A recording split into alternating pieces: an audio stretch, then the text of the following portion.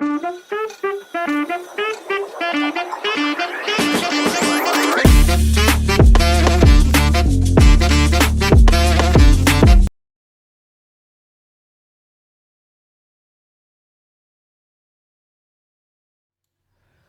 मित्रांनो, स्वागत आहे तुमचं आपल्या यूट्यूब चॅनलमध्ये.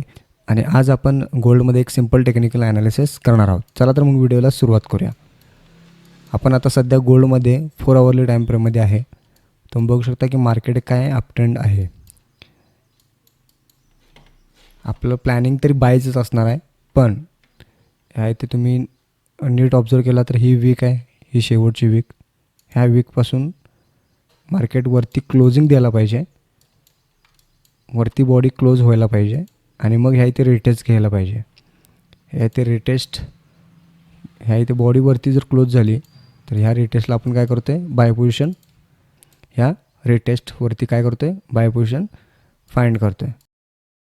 पण जर कॅन्डल वरती क्लोज झाली नाही तर आपण सेल साईडला बघायचं का? लगेच नाही बघायचं. जोपर्यंत मार्केटचा ट्रेंड चेंज होत नाही तोपर्यंत आपण सेल साईडला जायचं नाही. हा जो शेवटचा स्विंग आहे, हा मार्केटने ब्रेक केला.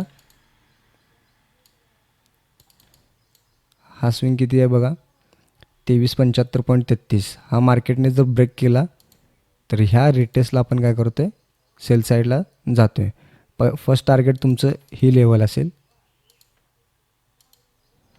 आणि सेकंड हे असेल आणि फायनल